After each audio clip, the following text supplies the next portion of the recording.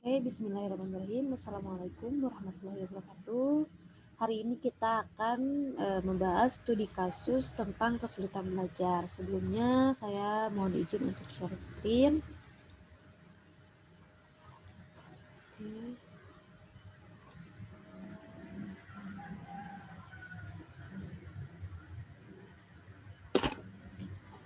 Bismillahirrahmanirrahim. Assalamualaikum warahmatullahi wabarakatuh. Perkenalkan, nama saya Habibah Jumila Syarifah dengan NIM 190100157. Kali ini kita akan membahas studi kasus kesulitan belajar mengenal huruf dan angka pada anak usia 6 tahun.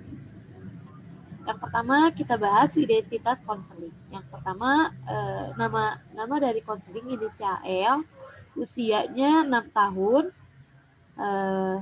Konseling ada pada TKA, jenis kelamin perempuan, domisilinya Pasir Jambu, Ciwidey, Bandung.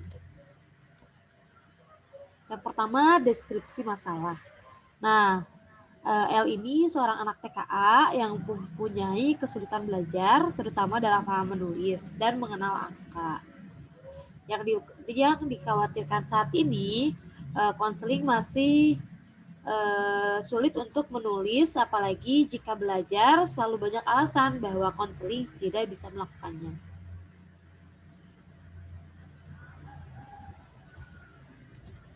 Nah, yang ditakutkan oleh kedua orang tuanya ketika dia masuk sekolah SD, karena sekarang kan L usia 6 tahun, otomatis 1 tahun lagi L harus bisa masuk ke sekolah SD. Nah, ketika masuk ke sekolah SD tidak bisa mengikuti perkembangan dan tertinggal dalam belajarnya. Nah, kesulitan dan faktor penyebab kesulitan belajar L ini, yang pertama kesulitan mengenal huruf, lalu kesulitan menulis huruf dan angka, lalu kesulitan mengingat apa yang telah dipelajari. Jadi ketika hari ini sudah dipelajari huruf A, besok mempelajari huruf I itu, L sudah lupa yang kemarin. Nah, faktor penyebabnya yang pertama kurangnya stimulus, yang kedua orang tuanya selalu sibuk bekerja karena orang tuanya bekerja konveksi di rumah. Jadi kalau konveksi itu dikejar waktu, jadi anak terbengkalai. Yang ketiga, anak terlalu sering diberikan gadget karena orang tua terlalu sibuk. Agar anak tidak rewel, jadi anaknya selalu diberikan, nih main HP aja biar gak ganggu orang tua kerja. Lalu waktu belajar yang sangat sebentar. Kenapa waktu belajarnya sebentar? Karena saat ini di masa pandemi, L masuk sekolah TK-nya di saat pandemi, jadi hanya 1 minggu itu hanya 2 hari di masuk sekolah, ke sekolahnya gitu, langsung ke sekolah. Itu hanya 1 minggu 2 hari, dan dalam 1 harinya itu hanya 1 jam. Jadi L itu hanya belajar pada waktu itu saja.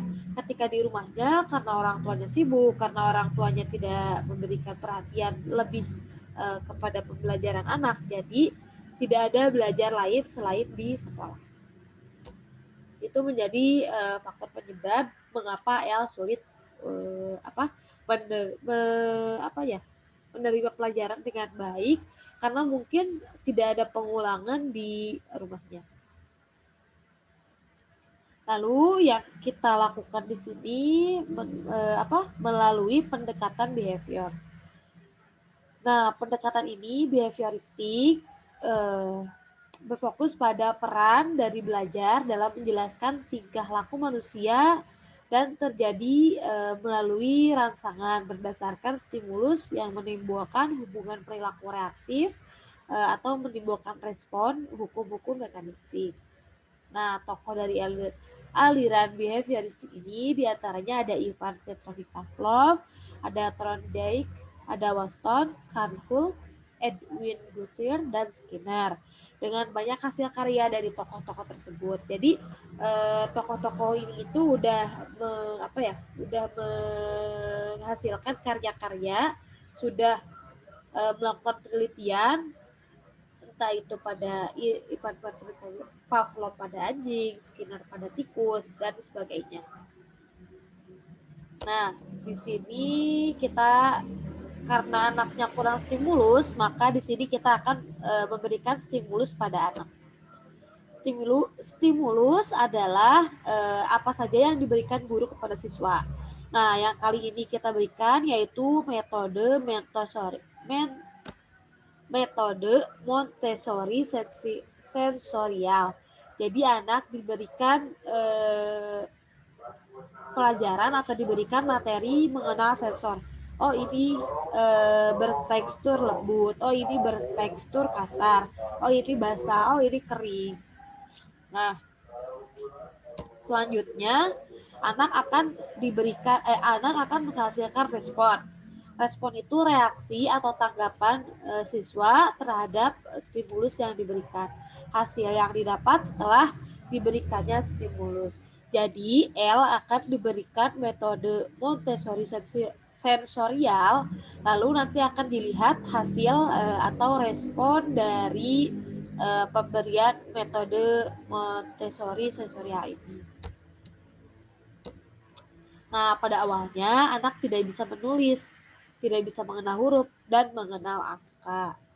Dia tertinggal karena ketidakmampuannya mengikuti arahan guru. Jadi saat itu ketika di papan tulis diberikan huruf A, ini huruf A. Dia selalu bilang, Bu tidak bisa. Tulis huruf A, Bu tidak bisa. Selalu bilang, Bu tidak bisa. Nah, dari situ kita harus bisa memberikan penghargaan. Apa ya? Jadi, yuk kamu bisa, kamu pinter. Jadi harus memberikan dulu dorongan-dorongan kepada anak agar anak mau untuk mengerjakan sesuatu. Nah, selanjutnya membuat contoh visual dan konkret untuk anak. Ketika mengenal huruf dan menulis huruf, anak akan diberikan contoh visual terlebih dahulu. Jadi, L disamakan dulu dengan anak seusianya, dengan anak-anak lainnya di kelas, menggunakan visual. Jadi, dikasih di papan tulis huruf A, ini huruf A. Jadi ketika L tidak bisa mengikutinya, nah karena L tidak bisa mengikuti, tidak bisa menangkap dengan baik, maka kita melanjutkan ke objek yang konkret. Nah, percobaannya tadi di visual masih tidak bisa mengenal huruf, masih tidak bisa menulis seperti anak-anak lainnya, maka kami akan menggunakan objek konkret. Nah, perlahan L ini bisa mengetahui, oh ini huruf A, oh ini huruf I, oh ini angka 1, oh ketika menulis huruf A seperti ini, menulis huruf I seperti ini. Nah, di sini ada videonya, karena tidak bisa diputar, nanti kita akan putar di akhir di akhir presentasi.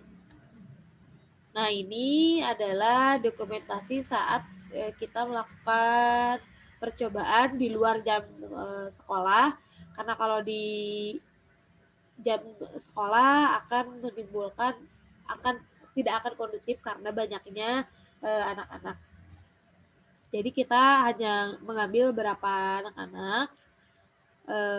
El berbaju oranye yang usianya 6 tahun, karena yang memakai baju abu S, dan membawa adiknya sama S juga.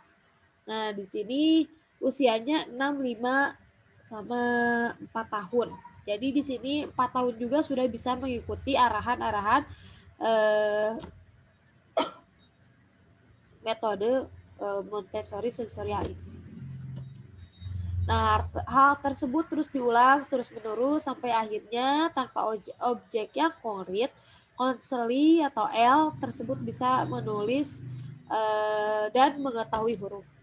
Nah, anak dibimbing untuk terus aktif. Mengapa metode sensorial ini? Agar anak itu dibimbing aktif, bergerak, mencari, mengumpulkan, menganalisa, menyimpulkan dengan pemikirannya sendiri, dengan bantuan orang dewasa. Hal ini berdasarkan pengalaman belajarnya. Inilah yang disebut belajar dengan pendekatan inquiry terbimbing. Jadi anak itu terus dibimbing. Itu menurut Pahyuni 2016.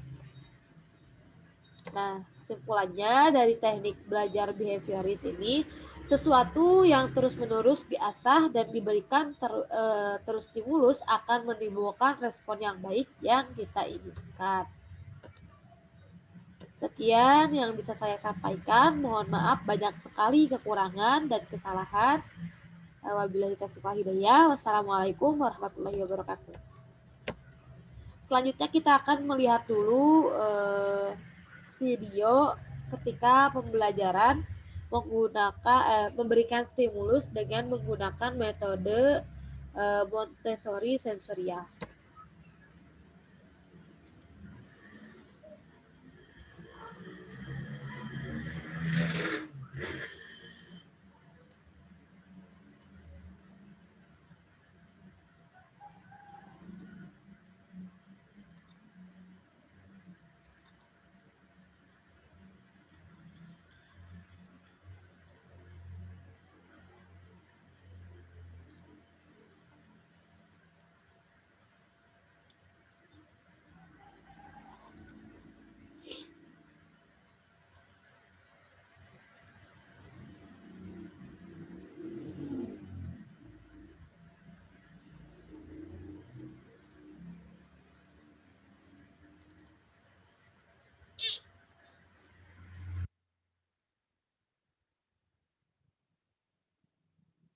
Nah, selanjutnya kita akan melihat bagaimana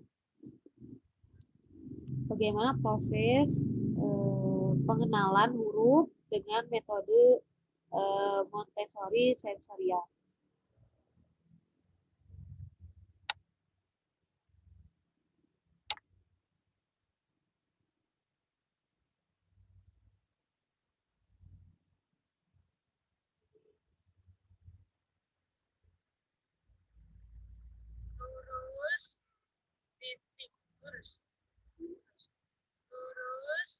Nah, jadi amplasnya dibuat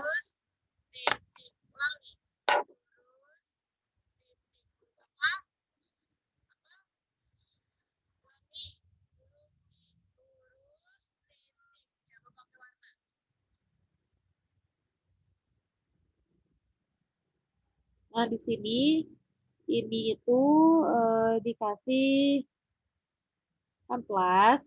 Amplasnya dibuat huruf dulu. Yang pertama huruf vokal A, I, U, E, O. Jadi anak harus tahu dulu A, I, U, E, O. Ini huruf I dibuat dari amplas, lalu ditempel di kertas warna agar menarik untuk anak. Jadi nanti anak akan meraba gini. I, I itu lurus titik. Lurus titik. Dan kita tidak boleh berhenti untuk berkata lurus titik, lurus titik. Begitupun dengan huruf lain. Misalkan huruf A, lengkung lurus, lengkung lurus. Jadi kita harus terus lengkung lurus. Maka nanti akan akan timbul metode bayang pada anak. Nah, di sini setelah anak mengetahui permukaan kasar di amplas di huruf I, oh I seperti ini. Anak dicoba untuk metode yang basah, yaitu menggunakan pewarna. Karena agar aman, kita menggunakan esen pewarna makanan. Lurus titik. Tetap kita harus mengingatkan lurus titik. Lurus titik.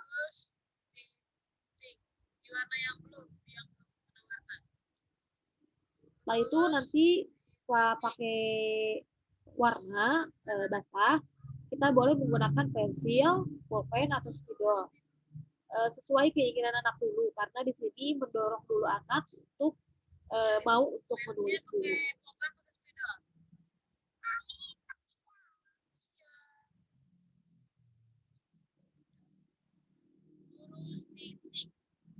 Ingatkan kembali, lurus titik, lurus titik.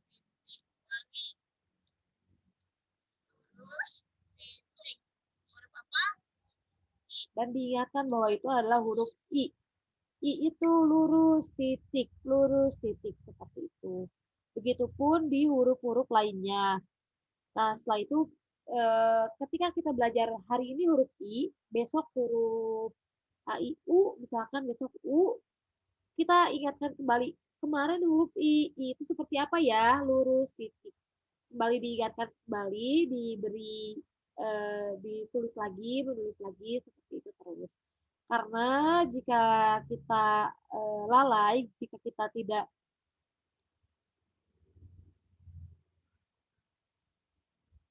kita tidak mengingatkan anak, maka anak itu akan lupa karena L ini lupa ketika belajar hari ini, lupa besok, maka kita terus mengingatkan, mengingatkan, dan mengingatkan. Terus diberikan stimulus agar menghasilkan respon yang diinginkan oleh kita. Respon terbaik yaitu yang respon diharapkan kali ini, anak bisa mengenal huruf, L bisa mengenal huruf, bisa menulis huruf, bisa mengenal angka, dan bisa menulis angka. Tidak hanya berlaku di huruf, tapi berlaku juga di angka, metode Montessori sensorial ini. Sekian yang bisa saya sampaikan. Mohon maaf banyak sekali kekurangan. Wabillahi taufiq wal hidayah. Wassalamualaikum warahmatullahi wabarakatuh. See you.